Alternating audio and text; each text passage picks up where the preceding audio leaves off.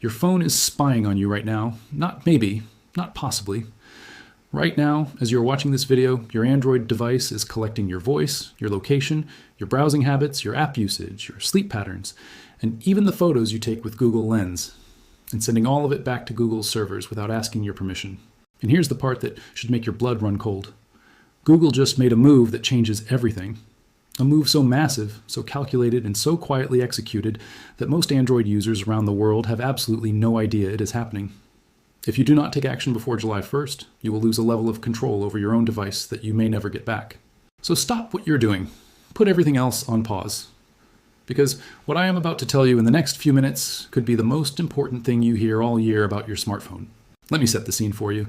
Android was born with a promise. When Google launched Android and put it in the hands of the world, the entire selling point, the thing that separated it from Apple's locked down, permission-controlled, you can only do what we allow ecosystem, there was freedom. You could install apps from anywhere. You could build your own tools. You could share software with friends, communities, strangers on the internet, anyone. Developers could create something in their bedroom and distribute it globally without asking a corporation for permission. That was the dream. That was the promise. And that promise was real enough, powerful enough, and compelling enough that Android grew to capture over 70% of the global smartphone market. 70%. More than 7 out of every 10 smartphones on the planet run Android, largely because people believed in that open ecosystem. They trusted that promise. Google just broke it. In August 2025, Google quietly announced something called the Android Developer Verification Program. On the surface, Google framed it as a security measure. They said side-loaded apps you install outside of the Google Play Store, are over 50 times more likely to contain malware than apps distributed through the official store. 50 times. They use that number to justify what comes next. Starting in September 2026, every single Android developer anywhere in the world must register centrally with Google before their apps can be installed on any certified Android device. And understand what that means. This is not just about Play Store developers. This is not just about big companies or professional studios. This covers every developer, every person who builds an app and shares it with anyone, every open source contributor, every privacy tool built by a volunteer, every community project, every teenager who wrote their first app and shared it on GitHub. Every single one of them must now register with Google, pay a fee, hand over government-issued identification, agree to terms and conditions that are non-negotiable and subject to change at Google's discretion, and submit a complete listing of every application identifier they have ever used. If a developer does not comply, their app gets silently blocked on every Android device worldwide. No warning, no appeal process that matters, just gone. Now, I want you to sit with that for a second, because the enforcement has already begun. From March 2026, verification became mandatory for certified Android device installs. The machine is already moving, and while the worldwide rollout is planned for 2027, initial active enforcement is targeting Brazil, Indonesia, Singapore, and Thailand starting September 2026. 4 countries where alternative app ecosystems have flourished and where communities depend on open source tools for communication, privacy, and daily life. And here's something Google conveniently forgot to mention when they cited that 50 times more likely to contain malware statistic. Google Play itself has repeatedly been caught hosting malware. Not once, not twice, repeatedly. Sometimes for months at a time before it was detected and removed. The very store they are using as the gold standard of safety has served up malicious software to millions of users, so the security argument starts to look a lot thinner when you hold it up to the light. But this is not just about sideloading. This is about something much bigger. There is an organization called F-Droid. For 15 years, F-Droid has been the largest repository of free and open source Android apps. No trackers, no ads, no data harvesting.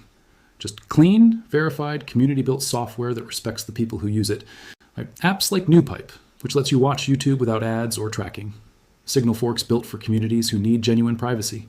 Open source maps, translation tools, accessibility apps, communication platforms built for people who cannot trust or afford the mainstream alternatives. F-Droid's board member Mark Prudomo said directly that this new policy will end the F-Droid project as we know it today. He called it a choke point that threatens thousands of open source apps, not an inconvenience, an existential threat. And it is not just F-Droid. The Keep Android Open Coalition, backed by more than 37 organizations, including the Electronic Frontier Foundation, the Free Software Foundation, and F-Droid itself, is calling this exactly what it is: the end of Android as an open platform. Cory Doctorow, one of the most respected voices in digital rights, has called it Darth Android. Think about what that means. The open platform, the the Freedom Platform, the one that was supposed to be different from Apple, is closing its gates. Meanwhile, Google is also quietly reducing the frequency of Android open source project releases from quarterly to just twice a year starting in 2026. AOSP is the technical foundation that independent developers, custom ROM communities, and device manufacturers around the world build upon. Projects like Lineage OS and Graphene OS extend Android's life on older devices and give users genuine privacy controls that Google's official software does not offer. When AOSP releases slowdown, security patches take longer to reach those community distributions. Devices that would otherwise receive community support for years become vulnerable faster. And the communities that depend on those projects, people who are running alternatives precisely because they do not trust Google's data practices, lose their safety net. So that is the landscape. Google is tightening its grip on the entire Android ecosystem from multiple directions at once. Developer verification, AOSP slowdowns, mandatory compliance, and all of it happening while most users are completely unaware, scrolling through their feeds with their location constantly broadcasting, their microphone occasionally listening, and their behavioral data continuously flowing to servers they will never see. Which brings us to what you can actually do right now. Because while the developer verification program is a battle that will be fought at the policy and advocacy level, the data collection happening on your device today is something you have direct power over. And there are 5 specific settings. Settings that most Android users have never touched. Settings that are turned on by default because they benefit Google, not you. That you need to find and disable before they become even more deeply embedded in your device experience. The first one is Gemini's memory and personal context. This is the newest and most invasive addition to Google's data ecosystem, and most people do not even know it exists. In late 2025, Google rolled out a memory feature for Gemini, its AI assistant, globally, by default T. Gemini does not just answer your questions, it remembers them. It builds a picture of you across every conversation. Your habits, your concerns, your projects, your relationships, your health questions, your financial worries, all of it stored and referenced in future sessions. One journalist who tested this asked Gemini to list everything it remembered about them and was shocked at the level of detail it had already assembled from just a few weeks of normal use. This is switched on by default. Google made that choice deliberately. You have to go into Gemini settings and find personal context to see what it has already collected about you and to turn it off. Do this today. Do not wait. The second setting is voice and audio activity. Every time you say, "Hey Google," every time you use a voice command to set a timer, ask a question, control your smart home, or search for something, Google saves the actual audio recording, not just the text of what you said, the actual audio file of your voice. Your account may be linked to thousands of these recordings, captured across years in your bedroom, your bathroom, your car, your kitchen. Google says this data is used to improve its speech recognition technology. But there's zero benefit to you in having a personal archive of your voice recordings stored on Google's servers. Go into your Google account, navigate to Data and Privacy, find Web and App Activity, and look for the sub-toggle related to voice and audio activity. Turn it off. Then go to My Activity and delete what has already been collected. The third setting is Visual Search History, and this one surprises almost everyone who learns about it. When you use Google Lens to identify a plant, translate a sign in another language, scan a product barcode, or search what is in front of your camera, Google saves the image, the actual image, by default. That sounds harmless until you think about what those images might contain. The face of a friend who was sitting across from you at lunch, a prescription bottle on your kitchen counter, your credit card lying on a table, the interior of your home, your children, a sensitive document. All of it saved to your Google history automatically unless you go in and turn it off. Inside Web and App Activity, there is a sub-toggle specifically for Include Visual Search History. Disable it, and then clear what has already been saved. The fourth setting is Location Permissions across your apps, and this is the one with the deepest tentacles. Location is the most valuable data point Google collects because location reveals everything. Your home, your workplace, your doctor's office, your place of worship, your political meetings, your children's school, the bars you drink at, the protests you attend, the support groups you visit. Apps ask for location permissions far more aggressively than they need to, and most users tap Allow without thinking because the request comes in the middle of doing something else. Go to your settings, find Privacy or Permissions, and open Location. Go through every single app listed there. For each one, ask yourself honestly, does this app need my location to function? A weather app might. A flashlight app absolutely does not. A shopping app does not need your precise location while it runs in the background. Set everything you can to only while using the app, or deny it entirely. This single step limits the amount of behavioral and location data that flows from your device every day, more than almost any other action you can take. The fifth setting is ad personalization, and while it feels like the least dramatic of the five, understanding what is actually happening here matters enormously. Google's ad network does not just operate on Google's own platforms. It operates across a massive portion of the entire internet.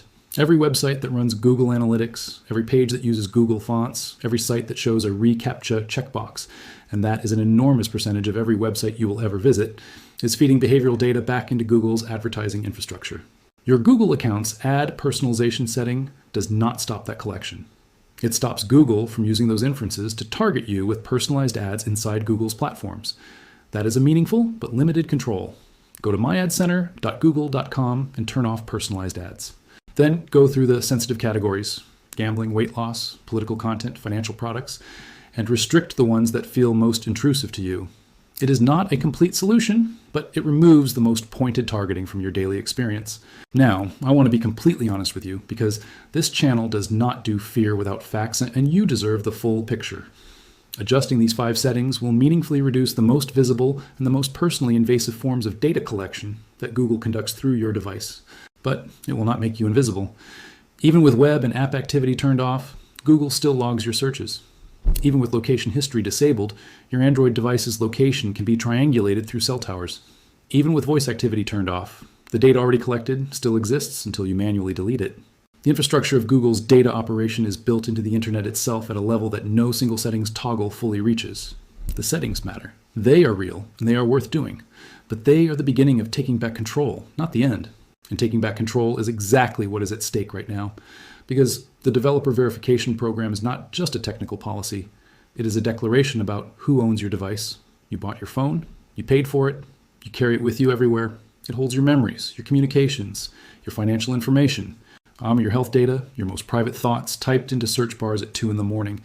And Google has now decided that without their permission, without their registry, without compliance with their terms, certain software cannot run on a device you legally own.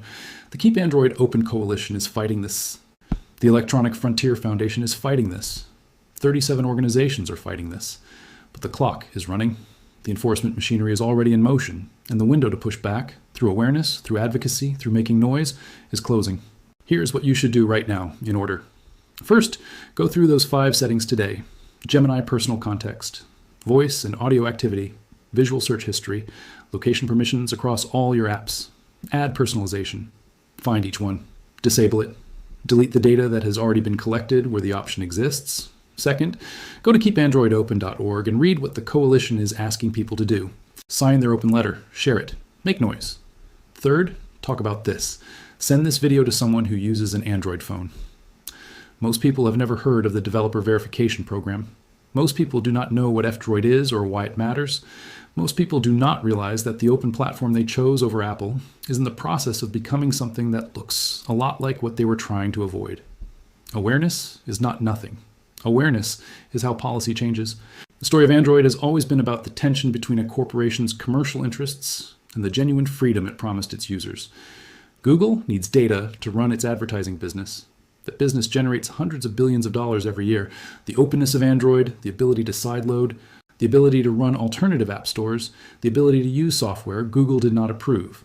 All of that creates gaps in the data collection infrastructure.